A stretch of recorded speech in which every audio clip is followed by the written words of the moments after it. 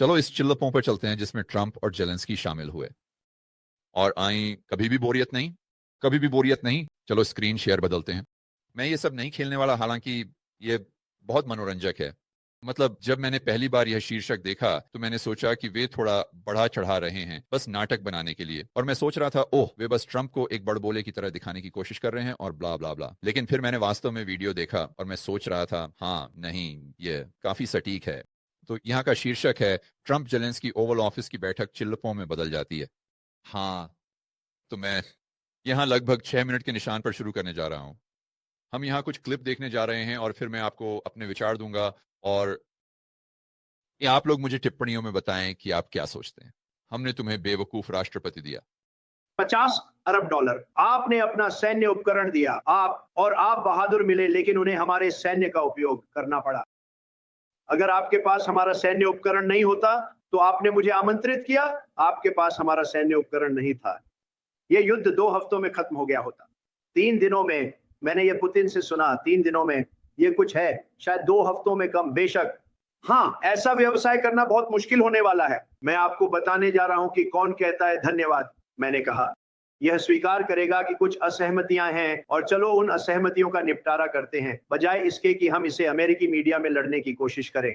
जब आप गलत होते हैं, हम जानते हैं आप गलत हैं। आप देखिए, अमेरिकी लोगों के लिए यह जानना अच्छा है कि क्या हो रहा है। मुझे लगता है कि यह बहुत महत्वपूर्ण है। ट्रंप को सलाम। मेरा मतलब है मैं पूरी तरह से सोचता हूं कि यह अमेरिकी लोगों के लिए इसे देखना अच्छा है, और यह कई अलग अलग स्तरों पर है। और हमने यह संयुक्त राज्य अमेरिका में तब से किया है जब से मैं याद कर सकता हूं, और मुझे लगता है कि यह अच्छा है कि चीजें बदलने लगी हैं। कहाँ हम राजनेताओं को ऐसे पेश करते हैं जैसे वे कॉमिक बुक के नायकों की तरह हैं, जैसे वे असली इंसान नहीं हैं, जैसे वे सुबह उठकर नहीं हैं। और चलो बस कहें, बाथरूम का उपयोग करें जैसे कि उनके पास वही समस्याएं नहीं हैं, जैसे कि वे वही गलतियां नहीं करते जो हम अपनी जिंदगी में करते हैं। और अधिकांश राजनेता, मैं कहूंगा और भी अधिक गलतियां करते हैं। और मेरे विचार में उनमें से अधिकांश समाज के निचले स्तर के लोग हैं। लेकिन यह आपको दिखाता है, हालांकि मुख्य धारा का मीडिया यह दिखावा करता है कि जब अंधाए वे बंद दरवाजों के पीछे होते हैं तो ये लोग सभ्य होते हैं और ये सभी तर्कसंगत निर्णय ले रहे होते हैं। और यह कभी भी भावना पर आधारित नहीं होता, यह कभी भी अहंकार पर आधारित नहीं होता, यह कभी भी स्वार्थ पर आधारित नहीं होता। मेरा मतलब है यह बकवास है, लेकिन इसे इस तरह पेश किया गया। यहां तक कि संयुक्त राज्य अमेरिका में भी हमेशा इसे इसी तरह पेश किया गया। लेकिन अब हम देख सकते हैं कि ये काम करने का तरीका नहीं है, कि ये लोग इंसान हैं। और उनमें से कई मैं ट्रंप और जेलेंस्की की बात नहीं कर रहा, लेकिन बहुत से राजनेता इन चीजों को एक नखरे वाले बच्चे की तरह संभालते हैं। इनमें से बहुत से लोग चीजों को इस तरह संभालते हैं जो कि औसत जो और जेन से भी बदतर है, बस अपने असली जीवन में लोगों, सहकर्मियों, दोस्तों, परिवार आदि के साथ निपटने में। तो मुझे लगता है कि यह निश्चित रूप से एक सकारात्मक बात है, क्योंकि आप किमोनो को खींचते हैं, और यह दुनिया के लोगों को यह समझने की अनुमति देता है कि इन राजनेताओं में वही कमियां हैं जो हम में हैं। ये अगर और नहीं तो और भी अधिक, अगर और नहीं तो अधिक चरम कमियां। और इसीलिए जब हम इस व्यक्ति या उस व्यक्ति के लिए वोट दे रहे हैं तो हमें समझना चाहिए। और फिर जब हम देख रहे हैं कि नीति लागू की जा रही है तो हमें समझना चाहिए कि शायद, बस शायद, मैं ट्रंप या जेलेंस्की की बात नहीं कर रहा हूं, मैं सिर्फ राजनेताओं और केंद्रीय योजनाकारों के बारे में बात कर रहा हूं, एक समूह के रूप में, कि शायद ये नीतियां समाज के व्यापक लाभ के लिए नहीं बनाई गई हैं, बस इस कॉमिक बुक के नायक के द्वारा जो परोपकारी है वो, और जिसका आईक्यू 150 है, जो ये बिना भावना के निर्णय लेते हैं कि शायद, बस शायद, जो नीति पेश की गई है उसका अमेरिकी लोगों से कोई लेना देना नहीं है। या फिर आप जानते हैं अमेरिकी लोग यूक्रेनियन, जर्मन, ऑस्ट्रेलियाई, कैनेडियन, जो भी, और शायद इसका संबंध इस बात से है कि आप जानते हैं यह आदमी इस आदमी से नाराज हो गया और वे एक झगड़े में पड़ गए, जो मुझे लगता है कि लोगों को एहसास होने से कहीं अधिक होता है, लेकिन ये इस पर रोशनी डालता है। ये आदमी बहुत लंबा है, आपको आभारी होना चाहिए। तुम्हारे पास कार नहीं है, आप वहां दबे हुए हैं, आपके पास लोग हैं जो मरे हैं, आपके पास सैनिकों की कमी हो रही है, आपके पास सैनिकों की कमी हो रही है। अगर आप हमें बताएं तो यह बहुत अच्छा होगा। मैं युद्ध विराम नहीं चाहता, मैं युद्ध विराम नहीं चाहता, मैं जाना चाहता हूं और मैं ये चाहता था। देखो, आप युद्ध विराम कर सकते हैं तो इसे लेना चाहिए, पुनः गोलियां और रुकें, उड़ान भरना और आप मतलब चीजें मारी जा रही हैं। बिल्कुल, हम युद्ध को रोकना चाहते हैं, लेकिन आप कह रहे हैं कि आप इसे नहीं देखना चाहते। मैं इसे गारंटी के साथ देखना चाहता हूं, क्योंकि आप किसी भी हरे या लोगों के मुकाबले युद्ध विराम जल्दी हासिल करेंगे जो वे सोचते हैं। ये आपके लिए नहीं था, ये मेरे साथ नहीं था, ये एक आदमी नामक बाइडेन के साथ था जो एक समझदार व्यक्ति नहीं था। ये आपके साथ था, ये ओबामा के साथ था, ये आपका बहाना था मेरे लिए। ये ओबामा के साथ था जिसने आपको चादरें दी और मैंने आपको जावेलिन दी। हाँ, मैंने आपको जावेलिन दिए ताकि आप अब तक देख सकें। मेरी राय में मैं ट्रंप की स्थिति से इसे सहमत हूं, लेकिन मुझे जेलेंस्की का इसे संभालने का तरीका ट्रंप से थोड़ा बेहतर लगता है। और जाहिर है आप जानते हैं ये सिर्फ 10 मिनट का वीडियो है, मैंने पूरा नहीं देखा, मुझे नहीं पता कि पहले क्या कहा गया था, लेकिन फिर भी मैं ये नहीं कह रहा कि मुझे जेलेंस्की ट्रंप से ज्यादा पसंद है या कुछ ऐसा ही। मुझे लगता है कि जेलेंस्की एक अपराधी है, लेकिन जिस तरह से बातचीत चल रही है, अगर ये मेरे साथ होता और मैं बातचीत करने की कोशिश कर रहा था, मुझे लगता है कि जेलेंस्की जो तरीका अपना रहा है वह कहीं अधिक प्रभावी है, वह बहुत ही अधिक संतुलित है, जो मुझे लगता है कि अच्छा है। हालांकि जहां तक सही और गलत की बात है, और मैं स्पष्ट रूप से ट्रंप की स्थिति से सहमत हूं कि देखो जेलेंस्की, तुम्हारे पास अब कोई विकल्प नहीं है दोस्त, एक्चुअली पास कुछ मैच भी नहीं है। आप हमारे साथ बातचीत की मेज पर आएं और आपको बहुत कुछ मिलेगा, बजाय इसके कि आप हमें सिर्फ रेत में धकेलने के लिए कहें और बस कोशिश कर रहे हैं। पुतिन के साथ अकेले ही लड़ाई करो बिना हमारी वित्तीय सहायता के। मेरा मतलब है, जाहिर है कि ट्रंप इस मामले में सही हैं उनकी विश्लेषण में, और जो वह जेलेंस्की से करने की कोशिश कर रहे हैं वह है बस इस बेवकूफी की जंग को रोकना भगवान के लिए। आप अभी जेलेंस्की हैं तो आपको यह समझना होगा कि आप जो चाहते हैं वह आपको नहीं मिलने वाला, आपकी जीत का कोई अंत नहीं है। मैं ये नहीं कह रहा कि यह सही है या गलत, जैसा है वैसा ही है। तो आप इस स्थिति को इस तरह से कैसे संभालते हैं कि आपके लिए यह सबसे कम बुरा सौदा बने। और आप जानते हैं, दुर्भाग्यवश मुझे लगता है कि यह जिस तरह से खत्म हुआ वह बस चला गया, कोई सौदा नहीं है। जेलेंस्की के लिए वो अच्छा नहीं है, और जाहिर है ये यूक्रेनियों के लिए जो लड़ाई कर रहे हैं अच्छा नहीं है, ये रूसियों के लिए भी अच्छा नहीं है जो लड़ाई कर रहे हैं, या किसी के लिए भी अच्छा नहीं है, ये हारने का ही खेल है। लेकिन अगर आप जेलेंस्की हैं तो आप जानते हैं ट्रंप सही है, आपको जो चाहिए वो नहीं मिलने वाला, तो आपको बस सबसे कम बुरे सौदे को स्वीकार करना होगा और आपको सबसे कम बुरा सौदा मिलेगा। अगर आपके पास ट्रंप आपके साथ बातचीत कर रहे हैं बजाय इसके कि आप फिर से पुतिन के साथ लड़ाई करने की कोशिश कर रहे हो। सभी टैंकों को निकाल दो। ओबामा ने आपको चादरें दी। वास्तव में यह बयान है कि ओबामा ने चादरें दी और ट्रंप ने जेवलिन्स दी। आपको और अधिक आभारी होना चाहिए, क्योंकि मैं आपको बताना चाहता हूं, आपके पास हमारे साथ कार्ड नहीं है। आपके पास कार्ड है, लेकिन हमारे बिना या आपके पास कोई कार्ड नहीं है। मार्टिन से एक और सवाल, उपाध्यक्ष बनने वाले हैं। ये एक कठिन सौदा है क्योंकि दृष्टिकोण में बदलाव होना चाहिए। अगर रूस से तोड़ता है तो क्या होगा? अगर रूस संघर्ष विराम तोड़ता है तो क्या होगा? जैसे आप तब क्या करते हैं? मैं समझता हूं। आप क्या कह रहे हैं? वो पूछ रही है, अगर रूस संघर्ष विराम तोड़ता है तो क्या होगा?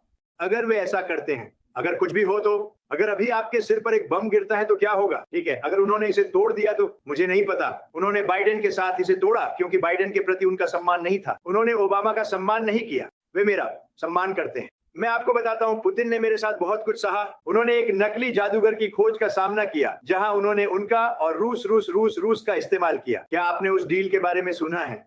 यह एक धोखा था, यह एक धोखा था। हंटर बाइडेन, जो बाइडेन का धोखा, हिलेरी क्लिंटन, चालाक एडम शिफ्ट, ये एक डेमोक्रेट धोखा था और उन्हें इससे गुजरना पड़ा और उन्होंने इसे सहा। हम युद्ध में नहीं पड़े और उन्होंने इसे सहा। उसे इन सभी चीजों का आरोपी बनाया गया, उसका इससे कोई लेना देना नहीं था। यह हंटर बाइडेन के बाथरूम से निकला, यह हंटर बाइडेन के बेडरूम से निकला, यह घिनौना था। और फिर उन्होंने कहा, ओह नरक का लैपटॉप रूस द्वारा बनाया गया था, 51 एजेंट।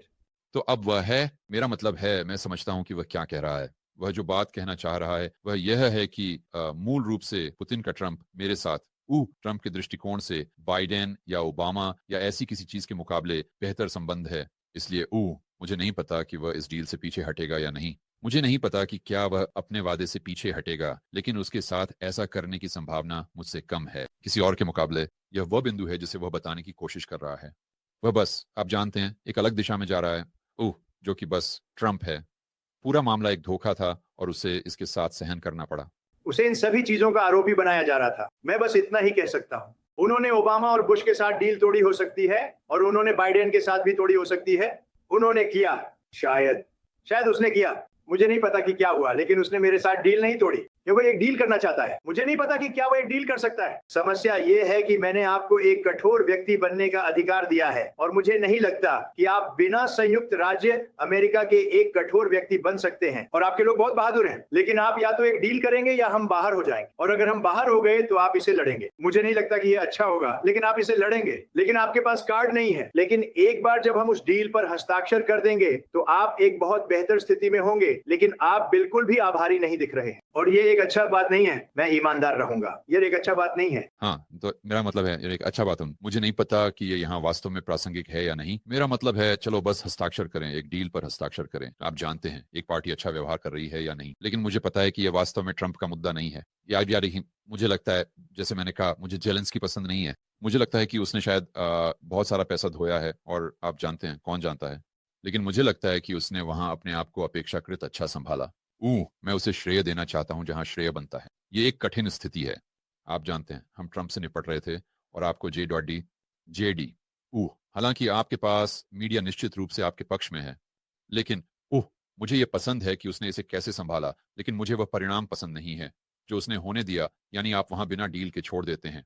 और ये इसलिए है क्योंकि जेलेंस्की के लिए वहां समस्या, मेरी राय में, और मैं इस पर विशेषज्ञ नहीं हूं, मैं बस आपको अपनी राय दे रहा हूं, ये है कि अगली बार जब आप बातचीत की मेज पर आएंगे तो आपको एक बुरा डील मिलेगा। ये आपके लिए बेहतर नहीं होने वाला है, ये केवल और खराब होने वाला है। तो मुझे नहीं पता कि उसने इसे कैसे संभाला होगा, क्योंकि वह काफी संतुलित है। लेकिन स्पष्ट रूप से उसने कुछ ऐसी बातें कही जो ट्रंप को नाराज कर गईं, जिन्हें उसे नहीं कहना चाहिए था, क्योंकि उसे यह समझना चाहिए कि जैसे यहां से केवल स्थिति और खराब होने वाली है, और दुर्भाग्यवश उसके लिए वो एक ऐसी स्थिति में है जहां उसके पास कोई ताकत नहीं है। उसके पास कोई ताकत नहीं है, और आपको बस ये समझना होगा कि ये दुर्भाग्यपूर्ण है, क्योंकि अंत में ट्रंप को कोई कीमत नहीं चुकानी पड़ती। जेडी वांस कोई कीमत नहीं चुकाता, पुतिन कोई कीमत नहीं चुकाता, जेलेंस्की कोई कीमत नहीं चुकाता। ये सभी निर्दोष यूक्रेनियन और सभी निर्दोष रूसी हैं। आप जानते हैं, बच्चे जो जोश की उम्र के हैं, जो बस बाहर एक दूसरे को मार रहे हैं, और दुर्भाग्यवश ये जारी है। किसके लिए सही, यह मेरी राय है। लेकिन मुझे खुशी है कि संयुक्त राज्य अमेरिका, या माफ कीजिए, कि अमेरिकी लोग और दुनिया भर के लोग यह देख पा रहे हैं कि ये राजनेता कई बार वे अपने अहंकार, गुस्से और अपने स्वार्थ के आधार पर निर्णय ले रहे हैं। कई बार वे यह प्राथमिकता नहीं दे रहे हैं, आप जानते हैं, अपने देश के लोगों के लिए क्या सबसे अच्छा है। वे अंत में केवल इंसान हैं। तो उम्मीद है कि यह थोड़ा अलग तरीके से होगा। बस अगर आप मुझसे इस पर भविष्यवाणी चाहते हैं, तो दुर्भाग्यवश मुझे लगता है कि जेलेंस्की को बस वापस टेबल पर आना होगा, और जब वो आएगा तो उसके पास अब से भी कम ताकत होगी, और स्पष्ट रूप से पुतिन इसे देख रहा होगा। और अगर मैं पुतिन होता तो मैं बस यही सोचता, ठीक है, अब गेंद वास्तव में मेरे पाले में है, मैं लगभग जो चाहूं कर सकता हूं, क्योंकि आप जानते हैं, अगर जेलेंस्की के पास ट्रंप नहीं होते तो ये मेरा सौदा है, और उसे मूल रूप से जो भी मैं चाहता हूं उस पर सहमत होना होगा। और आप जानते हैं, जेलेंस्की यहाँ निश्चित रूप से एक बुरी स्थिति में है, और मैं ये नहीं कह रहा कि वह सही है। आप जानते हैं, ये कोई निर्णय लेने की बात नहीं है। ये नहीं कह रहा कि कौन सही है कौन गलत। आप जानते हैं, आप ये अपने आप तय कर सकते हैं। मैं बस ये कह रहा हूं, आप जानते हैं, जितना संभव हो सके वस्तुनिष्ठ रहने की कोशिश कर रहा हूं। बस ये देख रहा हूं कि ये कैसे आगे बढ़ता है, और यहाँ अब किसके पास ताकत है। आप जानते हैं, अगर पहले ये 90-10 था, जैसे कि पुतिन के पास 90% और जेलेंस्की के पास 10%, तो मैं ये कहूंगा कि इसके बाद ये मूल रूप से 99% एक के पास है। हे दोस्तों, मैं आप में से हर एक को व्यक्तिगत रूप से इस साल के रेबेल कैपिटलिस्ट लाइव में आने के लिए आमंत्रित करना चाहता हूं। यह एक अद्भुत सम्मेलन है जो मैं हर साल आयोजित करता हूं, जो आपको एक बुलेट प्रूफ पोर्टफोलियो बनाने में मदद करता है। यह आपकी व्यक्तिगत स्वतंत्रता और आजादी को बढ़ाने में मदद करता है, और यह आपके नेटवर्क के आकार को भी बढ़ाने में मदद करता है। दूसरे शब्दों में, आप बहुत से समान विचारधारा वाले व्यक्तियों, साथ ही रिबेल कैपिटलिस्ट्स से मिलते हैं। ये ऑर्लैंडो में 23 मई से 25 मई तक है।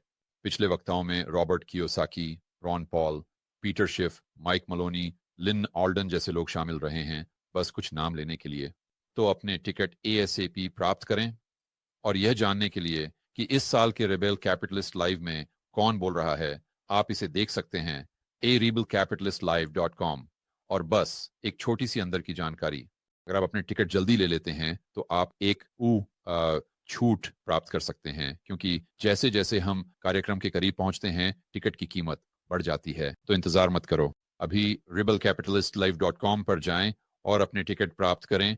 और मैं आपको ऑर्लैंडो में 23 मई से 25 मई तक मिलूंगा।